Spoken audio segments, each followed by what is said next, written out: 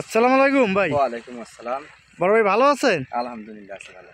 ভাই একটু আপনার পরিচয়টা দিন তো। আমার নাম মোহাম্মদ দুলু মিয়া। আচ্ছা, ঠিকানা? ঠিকানা নীলারপাড়া নীলারপাড়া গ্রাম। গ্রাম। হ্যাঁ। এটা কি চর? এটা মন্নিয়ার চর। মন্নার চর। মন্নার চর, গঙ্গাচড়া, রংপুর। হ্যাঁ, গঙ্গাচড়া রংপুর। আচ্ছা, এখানে আপনি কি মিষ্টি কুমড়া চাষ করছে দেখতেছি, হ্যাঁ। ব্যাপক আরে মিষ্টি কুমড়া। এটা হ্যাঁ। কি জাতের মিষ্টি কুমড়া করছেন আপনি? মিষ্টি আছে মালিক সেটের ভরসা। ভরসা। ভরসা কোম্পানি। আচ্ছা আচ্ছা, ভরসা দেখতেছি। ভরসা ফলন কেমন? ফলন আল্লাহর রহমত মোটামুটি যা আছে ভালোই আছে। ভালো আছে না? তো এর পাশ আচ্ছা মোটামুটি রোগ ব্যাধি রোগও নাই। আচ্ছা, কতটুকু জমিতে লাগাইছেন আপনি মিষ্টি কুমড়া? 6 টন মাটিতে লাগাছি। 6 টন। 6 জন। হ্যাঁ। আচ্ছা, আর পাশাপাশি কি জাত লাগাইছেন? পাশাপাশি সুইটানি লাগাছি। সুইডানি। আর সুইডানি আর হলো ভরসার মধ্যে পার্থক্য কি? মেলা দূর তফাৎ। যেমন যেমন ভরসায় মনে করো জ্বালা আছে, রোগ বালাই কম। রোগ বেলাই কম। হুম। আর সুইটানিতে রোগ ছত্রি আছে বেশি, কুমড়ে নাই। কুমড়ানি না?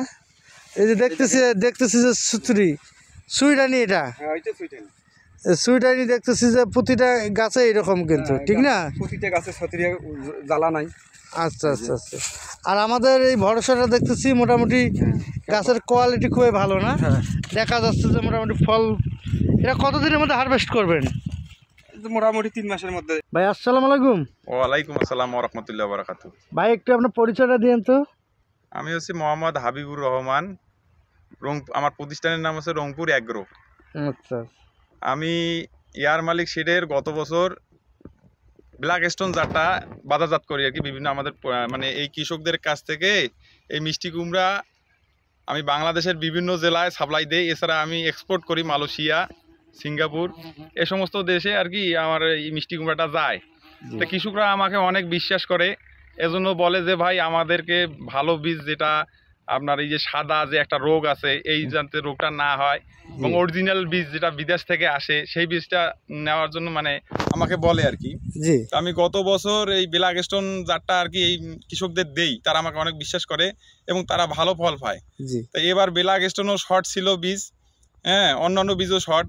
তা ভরসা বীজটা আমার কোম্পানি ইয়ার মালিক আরও কয়েকজন যে আছে ওরা আমাকে বলছিল যে আপনার এই ভরসা বীজটা ভালো এবং এর সাইজ 2.5 কেজি থেকে 3 কেজি হবে, এবং সাদা যে ভাইরাস রোগটা এটার মধ্যে নেই, এবং উচ্চ ফলনশীল একটি জাত, এবং 2.5 কেজি থেকে 3 কেজি এই সাইজটার মিষ্টি কুমড়া আমাদের এখানে চাহিদাটা বেশি।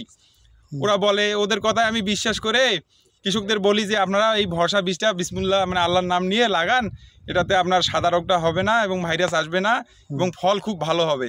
তারা আমার কথায় বিশ্বাস রেখে তারা এই ভরসা বীজটা আর কি আমার কাছ থেকে নেয়। তো মোটামুটি 6 কেজির মতো বীজ, এই ভরসা বীজ আমি এই কৃষকদেরকে দেই। তা আল্লাহর অশেষ রহমতে এই আপনার যে ভরসা যেটা বীজ, এই বীজে কোনো ধরনের ভাইরাস বা সাদা জাতীয় যে রোগ এইটা নাই।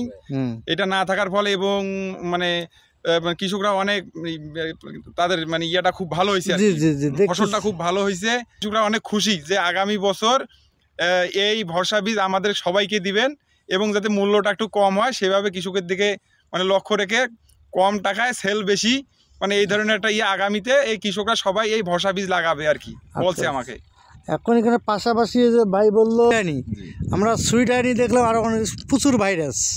সুইটানি আপনার, তারপর হচ্ছে যে সেরা, হ্যাঁ, ব্যাংকক ওয়ান, হ্যাঁ, অন্যান্য যেগুলা জাত আছে, কৃষকরা ক্ষতিগ্রস্ত হবে। মানে এখানে মানে মিষ্টি কুমড়া খেতে নাই বললেই চলে, অনেক ক্ষতিগ্রস্ত হবে। কিন্তু যারা এই ভরসা বীজটা লাগাইছে শুধু তারাই বলতেছে যে আল্লাহর রহমতে আমার ক্ষেত ভালো আছে, প্রতিটা গাছে 2-3টা মিষ্টি কুমড়া, এবং যদি বাজার ভালো থাকে ইনশাল্লাহ তারা লাভবান হবে আর কি। আচ্ছা, ধন্যবাদ ভাই। আসসালামু আলাইকুম। ওয়েলকাম ভাই।